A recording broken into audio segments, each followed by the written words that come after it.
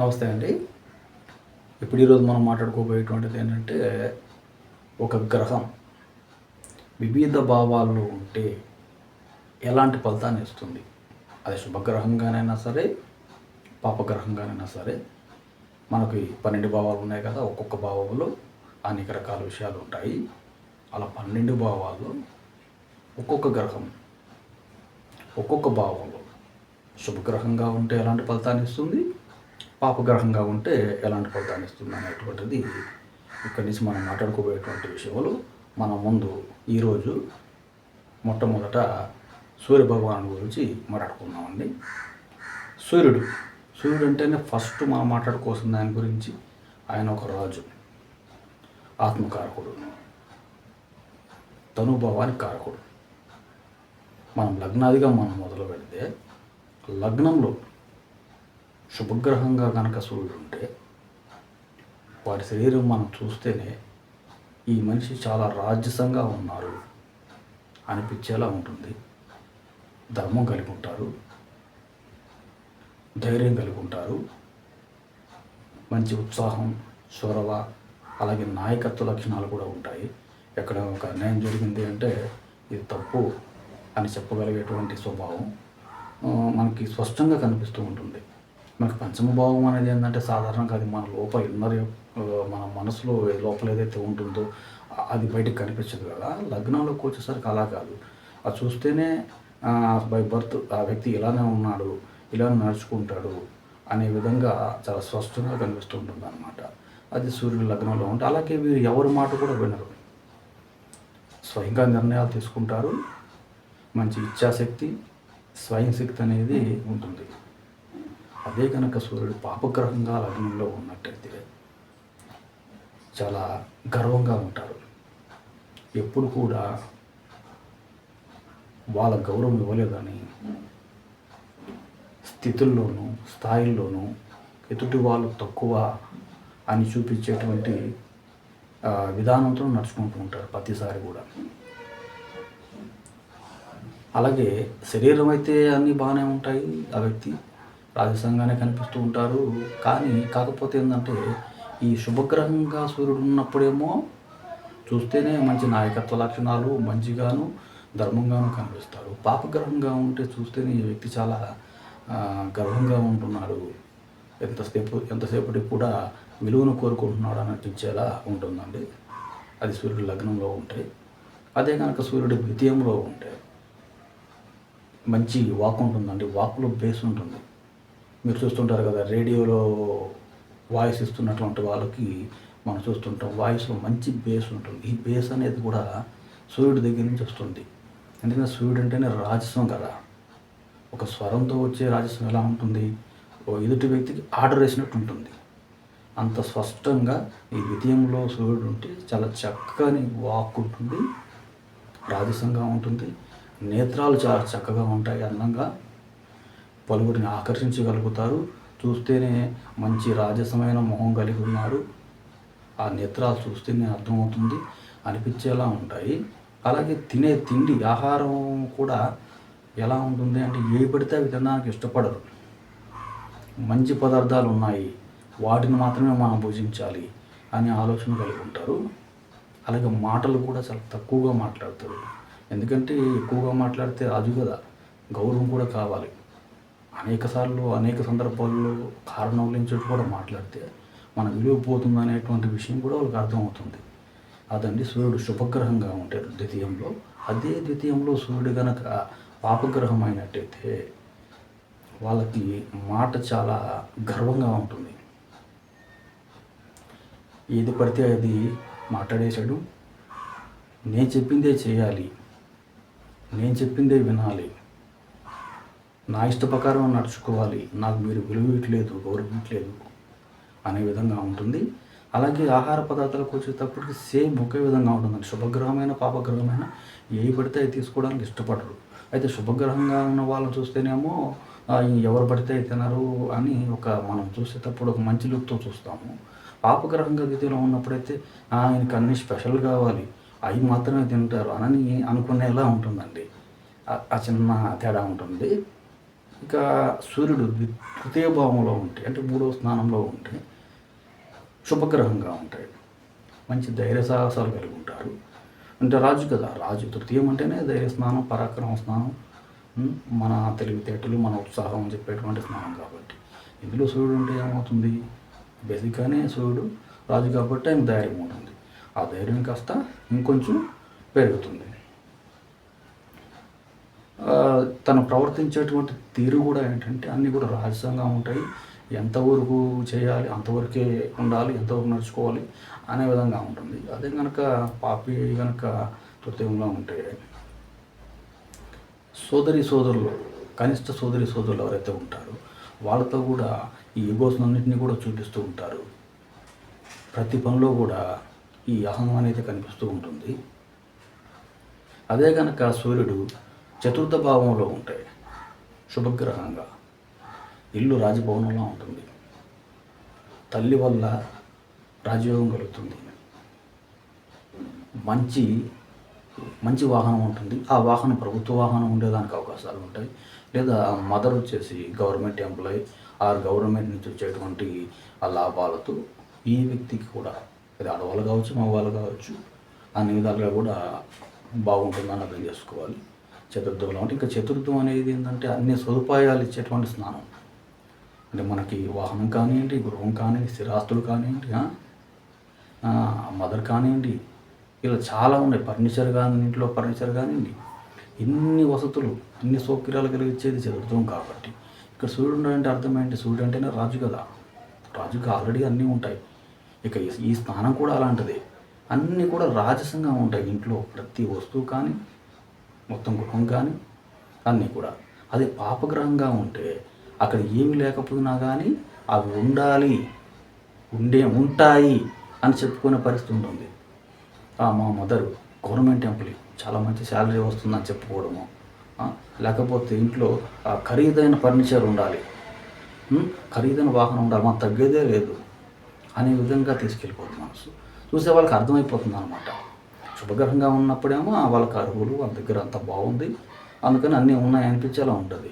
పాపగ్రహం ఇలా ఉన్నప్పుడు ఏంటంటే మరీ ఎక్కువగా పోతున్నారేమో, ఆ హానికి పోయేసి తన విలువను చూపించుకునే ప్రయత్నంలో లేని దాన్ని కూడా ఉన్నదాన్నిగా చూపించుకోవడమో, లేకపోతే అనవసరమైంది తీసుకొచ్చుకోవడమో అనిపించేలా ఉంటుంది. అలాగే ఈ చతుర్థంలో సూర్యుడు ఉండడం వల్ల అన్నీ కూడా చాలా ఇబ్బందులు కూడా కలుగుతాయి. సూర్యుడు శుభగ్రహంగా పంచమ స్థానంలో ఉంటే మంచి విద్యను పొందగలుగుతారండి. ఎందుకంటే సూర్యుడు అంటేనే ఉన్నతమైన విద్యలు ఇస్తారు. సృష్టిలో ప్రతి విద్యని కూడా సూర్య భగవానుడు అందిస్తారు. అది కర్మజ్ఞానం కావచ్చు, దైవిక జ్ఞానం కావచ్చు, ఆత్మజ్ఞానం కావచ్చు, అన్ని పరిపూర్ణంగా లభించేది ఒక సూర్య భగవాను నుంచి. అలాంటి సూర్యుడు పంచమంలో ఉంటే చక్కగా చదువుకోవడానికి ఉంటుంది, శుభగ్రహంగా ఉంటాయి. అలాగే మంచి మనసు ఉంటుంది, ధర్మగుణం కలిగి ఉంటారు, దయాగుణం కలిగి ఉంటారు.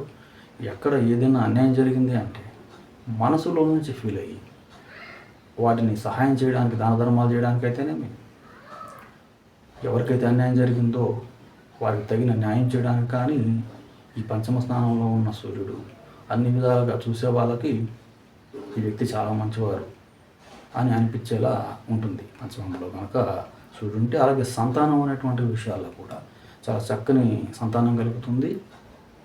తండ్రిని ప్రేమించే వాళ్ళు మగవాళ్ళ జాతకం అయితే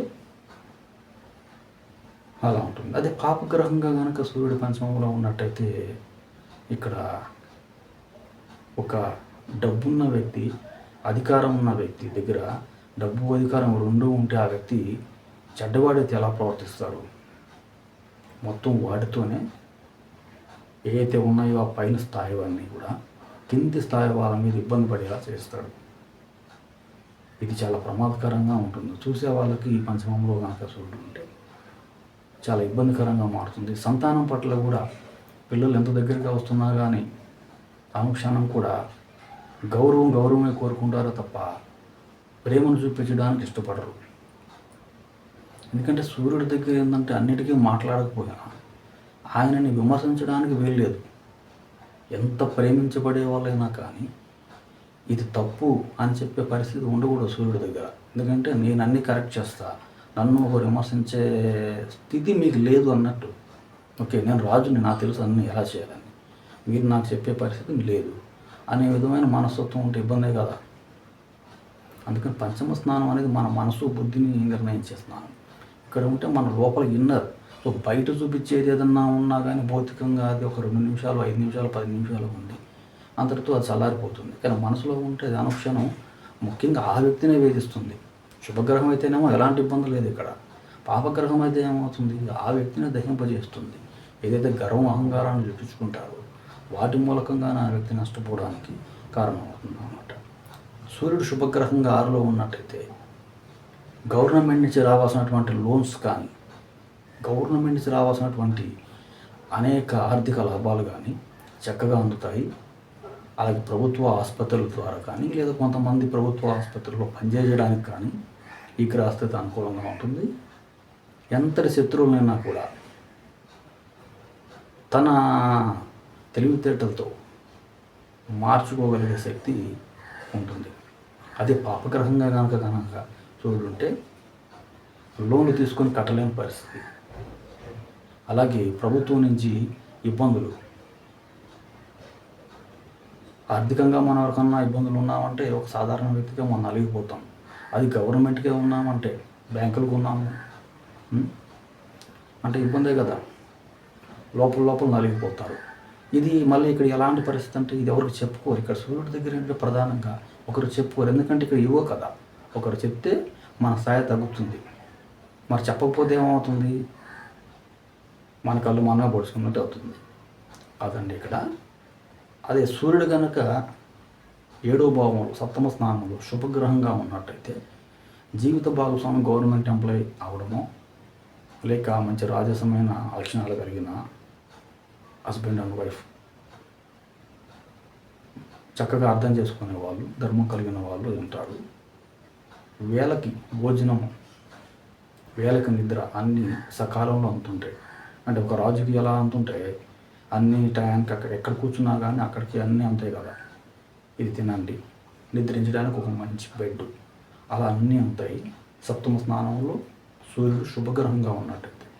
అదే కనుక పాపగ్రహం అయినట్టయితే వేడి తాపం వల్ల వేళకు నిద్రపోలేరు, వేళ తప్పించి తింటారు.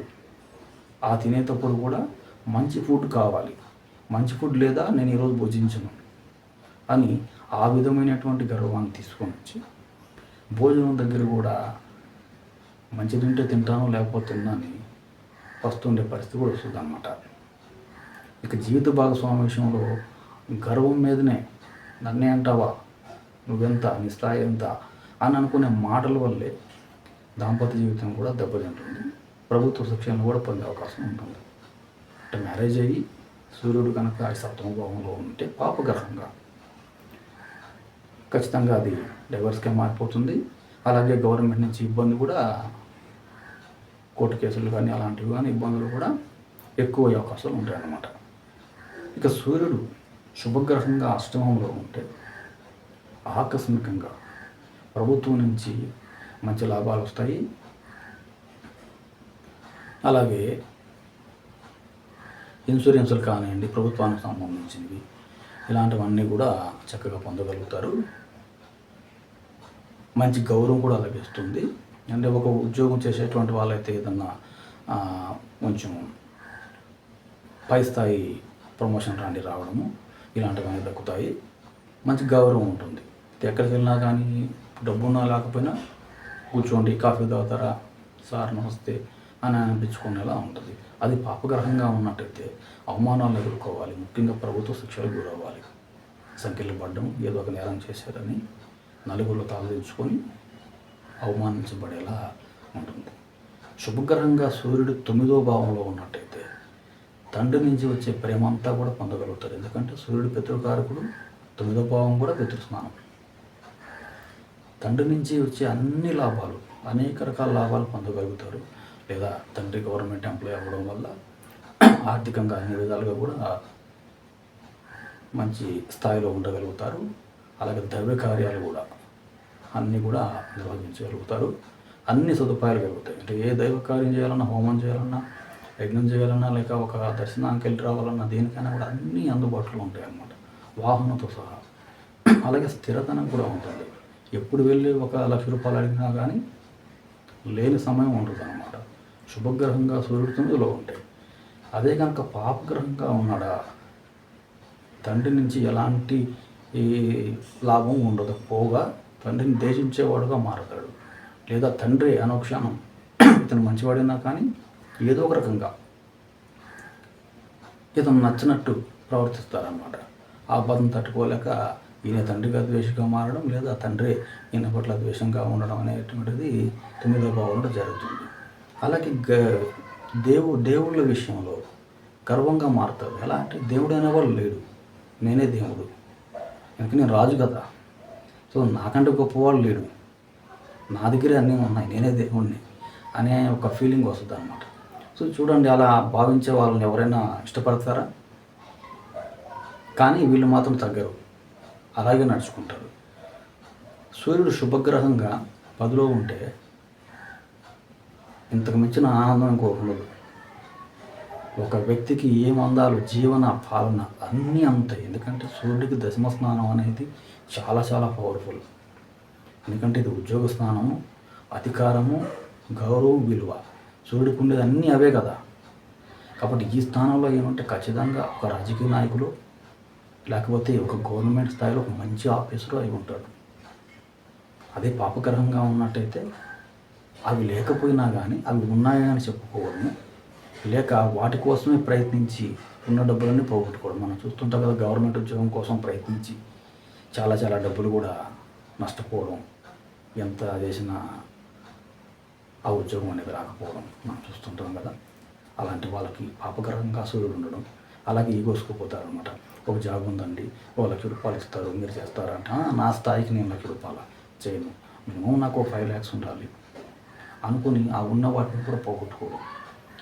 అలాంటివి అంటే ఏది వచ్చినా, అంటే వాళ్ళ స్థాయికి తగిన ఉద్యోగం లభించిందంటే మనం బతకడానికి ఏదో ఒకటి అనేది సూర్యుడి దగ్గర ఉండదు. శని దగ్గర అయితే ఏంటంటే ఎంతకైనా కష్టపడతారు, ఏం చేసినా పర్వాలేదు, ఎందుకంటే నాకు కింది స్థాయి కారకుడు కాబట్టి. ఈరోజు ఇది వచ్చిందా, ఈ పూటకి భోజనం గడిచిందా, తిందాం బతకదాం అనుకుంటారు. అదే సూర్యుడి దగ్గర అయితే నేను తగ్గేది లేదు, రాజు కదా, కాబట్టి నాకు తగినటువంటిది రావాలి, అది వస్తే నేను చేస్తాను అనుకుని, దీని కారణంగా ఈయనకి ఇంత అహంకారమా, ఈయన అన్ని చిన్న చిన్న ఉద్యోగాలు చేయరు అనుకునే వాళ్ళు, ఎదుటి వాళ్ళు ఆ విధంగా భావిస్తారండి. సూర్యుడు శుభగ్రహంగా 11లో ఉంటే అన్న నుంచి, ముఖ్యంగా అన్న అక్కలు, ముఖ్యంగా అన్న నుంచి అందాల్సినవన్నీ అందుతుంటాయి. దుర్లాభాలు ఉంటాయి. ముఖ్యంగా దుర్లాభాలు అంటే సూర్యుడు ప్రధానంగా గవర్నమెంట్ కదా. ఎవరైనా కానీ గవర్నమెంట్ ఉద్యోగం చేస్తున్న వాళ్ళు, అంటే ఇక్కడ తప్పుగా అనుకోవద్దు, జస్ట్ నేను ఇది ప్రోత్సహించడం కాదు. 11వ భావంలో సూర్యుడు ఉంటే వాళ్ళకి వివిధ రూపాల్లో లంచాలుగా, అంటే ఇక్కడ తప్పు పడటం లేదండి, లంచాలుగా కానీ దుర్లాభాల స్నానం కదా. సో ప్రభుత్వం నుంచి రావాలంటే వాళ్ళు అక్కడ ఉండి ఒక అధికారిగా ఉండి రాజకీయ నాయకులైనా కావచ్చు, ఈ పని చేస్తున్నాం మీకు, మాకేమి ఇస్తారు అని తీసుకోవడానికి మంచి స్నానం. ఓకే, అన్ని విధాలుగా కూడా గవర్నమెంట్ నుంచి రావాల్సిన అన్ని విధాలుగా కూడా దుర్లాభాలు ఇక్కడ అంతాయి. తర్వాత పాపిగా ఉన్నారనుకోండి, అదే 11లో, దానికోసం ప్రయత్నించి ఉన్న ఉద్యోగాన్ని వదులుకోనే అవకాశం ఉంటుంది. ఎందుకంటే 11లో పాపగ్రహం ఉంది అంటే నువ్వు కష్టపడి తీరాల, కష్టపడింది నీకు ఏది రాదు, అదే సూచన అన్నమాట. కానీ ఇక్కడ ఆ వ్యక్తి అలా చేయరు. అది ఆడవాళ్ళైనా సరే మగవాళ్ళైనా సరే, నాకు దుర్లాభం కావాలి, ఓకే నేను చేయాలి. చేసినప్పుడు ఏమవుతుంది, పనిష్మెంట్ తప్పనిసరి కదా, ఉండేది పాపగ్రహం. దానివల్ల అసలుకే మోసం వస్తుంది. వీళ్ళు ఉద్యోగం చేసే వాళ్ళైతే ఈ విషయాన్ని తెలుసుకోవడం, తప్పు చేశారు కాబట్టి మనం సస్పెండ్ చేద్దాం, జాబ్లో తీసేద్దాం, ఇలాంటివి వచ్చేదానికి అవకాశాలు ఉంటాయి. సూర్యుడు శుభగ్రహంగా 12లో ఉంటే మరణం తర్వాత ఒక వ్యక్తి పరలోకాలకు వెళ్ళేటప్పుడు మార్గ మధ్యంలో ఎన్ని ఉంటాయో అన్నీ భూమి మీదే బతికున్నప్పుడే తెలుసుకోగలుగుతాడు ఆ వ్యక్తి. ఎందుకంటే సూర్యుడు కాలానికి, జ్ఞానానికి, సకల విద్యలకి కారకుడు కదా. 12వ భావం అంటేనే ఏంటి, చివరి భాగం, చివరి తర్వాత ఉండే జ్ఞానం. అందుకే ఇది చాలా మంచి స్నానం. అలాగే ఖర్చులు కూడా ఎలా ఉంటాయి, రాజ్యసమైన ఖర్చులు శుభకరంగా ఉంటాయి. అంటే దేనికైనా కానీ తగ్గేది కాదు, ఒక మంచి వాటికి ఖర్చు పెట్టాలి. ఇప్పుడు ఒక 10,000 వస్తువు అనుకోండి, 30,000 ఖర్చు పెట్టినా కానీ వాళ్ళు పెడుతుంటే చూసే వాళ్ళకి ఎలా ఉంటుందండి, రాజస్వం. మీ దగ్గర డబ్బు ఉంది పెడుతున్నాడు అని అనుకునే దానికంటే కూడా దాంట్లో ఒక ఒక స్పెషల్ ఒక మంచి లక్షణం కనిపించేలా ఉంటుందన్నమాట. అదే కనుక పాపగ్రహంగా ఉన్నట్టు ఏమవుతుందంటే అప్పుడు అనవసరమైన ఖర్చులన్నీ పెడతారు, ఈగోస్ పోయి. ఒక మనం 10,000 పెట్టాల్సిన చోట నేను నా స్థాయిని నిరూపించుకోవాలి కాబట్టి అని చెప్పేసి 50,000 పెట్టడం అన్నమాట. ఇట్లా జరుగుతుంటే 12లో సూర్యుడు ఉండడం అనేటువంటిది కూడా ఒక విధంగా పాపగ్రహంగా ఉంటాయి. అక్కడ జైలు శిక్షలు లాంటివి అలాంటివి పడడానికి కూడా ఉంటుంది. ఎందుకంటే నష్టపోవడం 12, అలాగే కాలాన్ని కూడా నష్టపోతారు. కాలాన్ని కూడా కారకుడు కాబట్టి అన్ని విధాలుగా కూడా అంటే ఏదో దానికోసం ప్రయత్నించి అలా పోవడం. ఫర్ ఎగ్జాంపుల్ ఒకవేళ దశమాధిపతి అయ్యాడు, దశమ సంబంధం ఉద్యోగాల కోసం ప్రయత్నించి నష్టపోవడం, లేదా గృహస్నానంతో ఆధిపత్యం పొందాడు. అప్పుడు ఏమవుతుంది, పాపే ఉంటే ఒకవేళ అంటే గృహంతో ఏదైనా గృహంతో సంబంధం పొందితే నక్షత్రం ద్వారా కానీ భావాధిపతి ద్వారా కానీ పొందిన గృహాల మూలంగా నష్టపోవడం. అంటే గృహాలు కొన్ని రియల్ ఎస్టేట్ చేసే వాళ్ళైతే అనవసరంగా కొనుక్కొని అమ్ముడు పోక ఇబ్బంది పడడం. ఇట్లా ఆయన ఏ భావాధిపత్యంతో ఉన్నాడో వాటిని కూడా మనం పరిగణలో తీసుకుంటే 12వ భావం అంతా నష్టాలు. ఓకే, అలాగే ఈ 12వ భావం ఇచ్చే జ్ఞానం అంతా కూడా అంటే మనిషి మరణాంతరం ఇచ్చేటువంటి జ్ఞానం కూడా పాపగ్రహం కూడా ఇవ్వదు. ఎందుకంటే ఇక్కడ అంతా గర్వం చూపిస్తున్నాం. గర్వం ఉన్నప్పుడు మన జ్ఞానం ఎక్కడ ఉంటుంది, ఉండదు కదా. అదండి సూర్యుడు 12 భావాలు ఒక్కొక్క భావంలో ఉంటే శుభగ్రహంగా పాపగ్రహంగా ఉంటే ఇచ్చే ఫలితాలు నేను కొంచెమే చెప్పాను. మనకు ఎక్కువ టైం సరిపోదు కాబట్టి నెక్స్ట్ తర్వాత ఇంకో గ్రహం గురించి తర్వాత మాట్లాడుకుందాం.